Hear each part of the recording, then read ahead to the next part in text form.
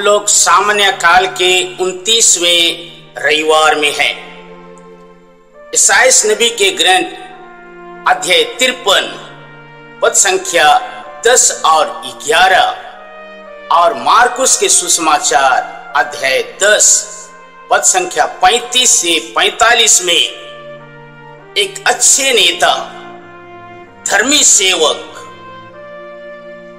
रहनुमा सेवक का चित्रण किया गया है। वर्तमान में एक बहुत बड़ी रुझान है। हम प्रत्येक जन के लिए, क्या छोटे क्या बड़े, एक अच्छी रुझान फेंकी है कि हर व्यक्ति चाहता है नेता बनने, अगुआ बनने, रहनुमा बनने के लिए। चाहे वे सामाजिक क्षेत्र हो, चाहे वे राजनीतिक क्षेत्र हो, चाहे वे धार्मिक क्षेत्र हो, लेकिन किसी रूप में भी वे अगुआ बनना चाहते हैं। इसके पीछे बहु कारण में से एक कारण हो सकता है परंपरागत अगुआ अपने से नीचे तबका, गरीब तबका, शोषित उपेक्षित तबका के लोगों को नौकर समझकर सेवा कराते हैं, उन्हें गैर मानते हैं, अंडर एस्टिमेट करते हैं और अपने अधिकार और सत्ता के लिए इन्हीं का शोषण करते हैं। लेकिन अच्छे नेता, धर्मी सेवक, रहनुमा सेवक अपने शागिर्द के लोगों की सेवा करते हैं, उनकी आह और कराह को सुनते हैं, दुख और तकलीफ में अपना हाथ और साथ देते हैं, हर विपत्ति घड़ी में लोगों के बीच स्वयं को महसूस करते हैं। इन्हीं में से एक थे विनोबा भावे। किसान आंदोलन के समय वे गांव-गांव पैदल जाते थे लोगों के बीच में। शाम होते होते धूल दूषित हो जाते थे। लोग पूछते थे, आप थकते नहीं हो? जानते हैं, सरल मन, धर्मी सेवक, रहनुमा सेवक कहते थे, मैं सारा दिन हजारों के चेहरे में परमेश्वर को देखता हूं। हर चेहरे में मदर तेरेसा भी ईश्वर को देखती थी। क्या तुच्छ, क्या तिरस्कृत, क्या बेचारे, क्या अनाथ, क्या विधवा, क्या कोढ़, क्या टीबी से पीड़ित लोगों को देखकर उसमें ईश्वर परिलक्षित होता था।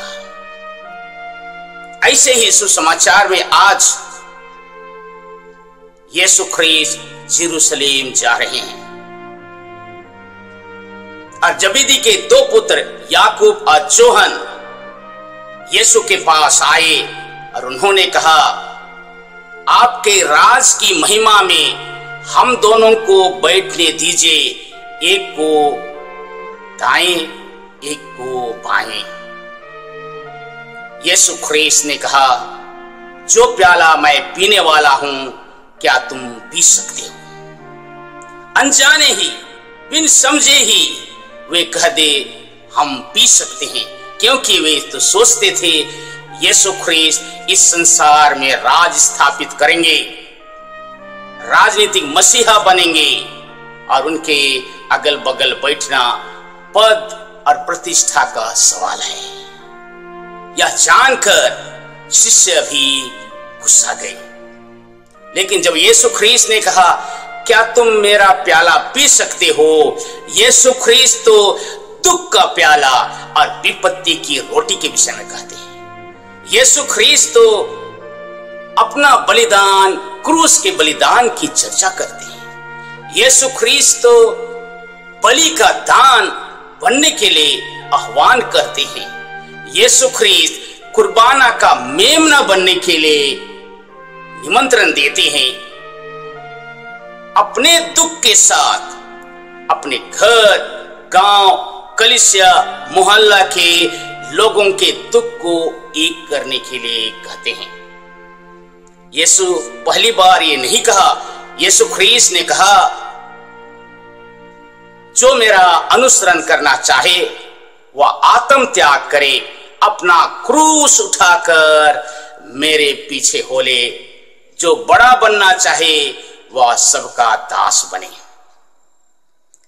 यदि आप और मैं ये जुनून पाले हुए हैं, ये रुझान पाले हुए हैं कि हम अगुआ बने, हम यीशु के अनुयायी बनना चाहें, उनके पीछे बनना चाहें, तो आपके लिए और मेरे लिए एक ही रास्ता है, क्रूस का रास्ता, दुख का रास्ता, तकलीफ का रास्ता, विपत्ति का रास्ता, बलिदान का रास्ता, लहू गवाह का रास्ता। क्योंकि यीशु ख्रीस्त का जो प्राण पीड़ा गेत्सेमानी बारी में हुआ वही खत्म नहीं हुई। यीशु का प्राण पीड़ा कलवारी के ऊपर क्रूस में ही खत्म नहीं हुआ। एक बदस्तूर मेरे घर में, मेरे आंगन में, मेरे समाज, मेरे कुटुंब, मेरे मंडली, मेरे कलीसिया में, धर्म प्रांत में आज भी जारी है। यीशु ख्रीस्त इन गरीब तबके, बेचारे तबके, शोषित तबके, उपेक्षित तबके के आंखों से आंसू की तरह मेरे घर आंगन में गिरती रहती हैं। सामुएल रायन ने कहा, जिस घर में भी एक कतरा आंसू गिरता है, वह घर, वह आंगन, वह समाज, वह कलीसिया, वह धर्म प्रांत श्रापित है। आज भी पसीने और लहू से लथपथ दैनिक क्रूस उठाकर धीरे धीरे सरकते हुए यीशु को आपने अपने माँ बाप, भाई बहन के जीवन में नहीं देखा? क्या आप और मैं कभी वेरोनिका की तरह, कभी सिरमोन की तरह, कभी जेरूशलेम की स्त्रियों की तरह, कभी निकोदिम की तरह इनके सामने आए, मुंह से एक शब्द भी उच्चारे, सांत्वना के एक शब्द भी कहे? आज भी हम कितने निर्धन हैं। बड़े मजे की बात हम सोचते हैं, हम बहुत धर्मी हैं, बहुत अच्छे हैं, पाप नहीं करते, विनती, प्रार्थना, पूजा अर्चना में, दान पुण्य कर्म कांड में हम बहुत अच्छे हैं। लोभ लालच हमसे कोसों दूर है, प्रलोभन की बात सोच नहीं सकती, और इसलिए हम अगुआ हैं, सबसे अच्छे हैं, श्रेष्ठ हैं। प्रियजन, आप कभी ना भूलें, यीशु ख्रीस्त ने 40 दिन 40 रात उपवास किया, तब भी शैतान ने उसकी 3 परीक्षा ली। संसार में किसी ने नहीं भूला। वे जीत गए, धर्म ग्रंथ के माध्यम से जीत गए, वचन के द्वारा जीत गए। आप और मैं कहलाने के लिए धर्मी हो सकते हैं, अच्छे हो सकते हैं, लेकिन आए दिन रोज रोज इन तीनों परीक्षाओं में गिरते रहते हैं। यीशु ख्रीस्त सारी रात प्रार्थना किए और सुबह 12 शिष्यों को बुलाए, चुने। प्रार्थना के बावजूद भी गेत्सेमानी बारी में प्रार्थना छोड़कर ऊँघने लगे। जुदास इस्करियोती ने एक प्याला में खाकर भी यीशु ख्रीस्त को पकड़वाया। पेतरुस कुछ एक पल पहले मालकुस के कान काट दिया, लेकिन मुर्गे के बांग देने के साथ साथ में उन्होंने 3 बार अस्वीकार किया।